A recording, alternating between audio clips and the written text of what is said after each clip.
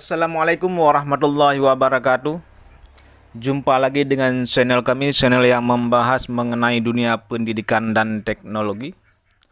Pada video kali ini saya ingin berbagi informasi sedikit mengenai perkembangan ataupun status tenaga non-ASN, tenaga honorer ataupun kategori 2 di instansi pemerintah daerah ataupun di instansi pemerintah pusat yang saat ini sudah menjadi tenaga honorer dan tenaga K2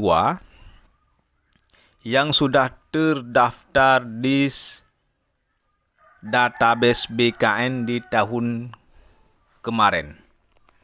Ini ada surat hal mengenai status dan kedudukan THK2 dan tenaga non-ASN. Ini suratnya ditujukan kepada para pejabat pembina kepegawaian, instansi pusat dan instansi daerah. Di sini kita lihat isinya, berdasarkan peraturan pemerintah nomor 49 tahun 2018 tentang manajemen P3K bahwa pegawai non-ASN dalam jangka waktu paling lama 5 tahun sebagaimana dimaksud pada ayat 1 dapat diangkat menjadi P3K apabila memenuhi persyaratan sebagaimana diatur dalam peraturan pemerintah ini.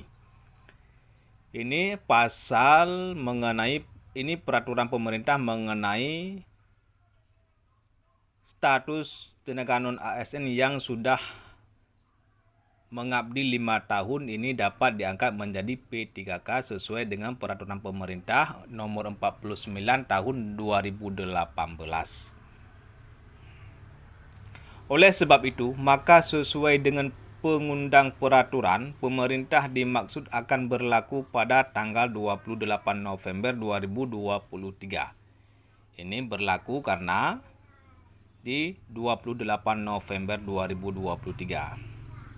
Karena undang-undang ini dibuat di tahun 2018, maka di tahun 2023 bulan November tanggal 28 ini genap 5 tahun. Namun demikian, sesuai dengan masukan dan aspirasi dari berbagai pihak bahwa THK2 dan tenaga non-ASN masih diperlukan dalam mendukung pelaksanaan tugas pemerintah pembangunan dan pelayanan publik.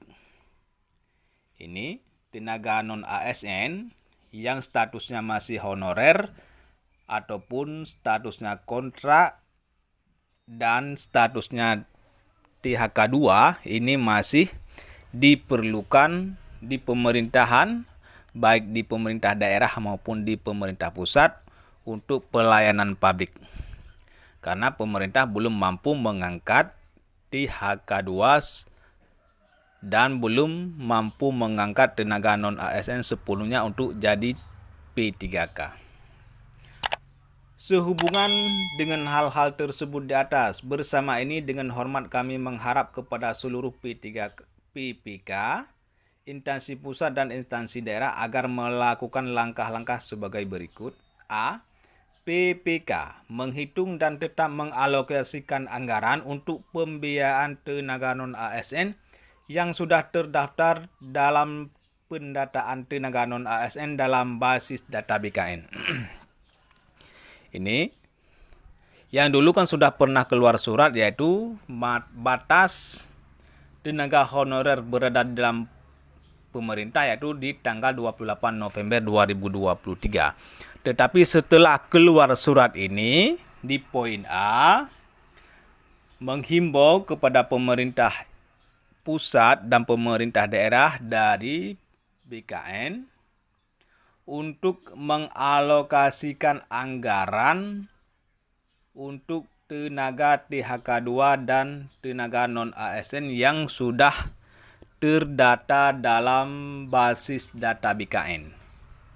Ini tetap yang arti kata masih diperlukan tenaga non-ASN di instansi pemerintah pusat ataupun pemerintah daerah. Yang B, dalam mengalokasikan pembiayaan tenaga non-ASN dimaksud pada prinsipnya tidak mengurangi pendapatan yang diterima oleh tenaga non-ASN selama ini.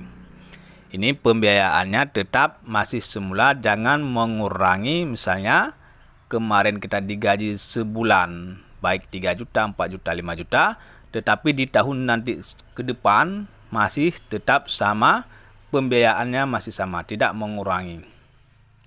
Yang C, PPK dan pejabat lain dilarang mengangkat pegawai non-ASN atau non-P3K untuk mengisi jabatan ASN atau tenaga non-ASN lainnya. Adapun untuk pemenuhan ASN di lingkungan instansi pemerintah dapat dilakukan melalui usulan kebutuhan formasi sesuai ketentuan perundang-undangan. Demikian beberapa hal yang dapat kami sampaikan. Atas perhatian dan kerjasamanya disampaikan terima kasih. Inilah informasi yang dapat kami bagikan. Semoga bermanfaat bagi kita semua. Yang arti kata tenaga non-ASN yang berada di instansi pemerintah pusat maupun di instansi pemerintah daerah masih tetap digunakan, tidak dirumahkan. Karena kita pernah mendengar isu-isu di sebelum-sebelumnya, yaitu tenaga non-ASN akan dirumahkan di tanggal 28 November 2023 ini.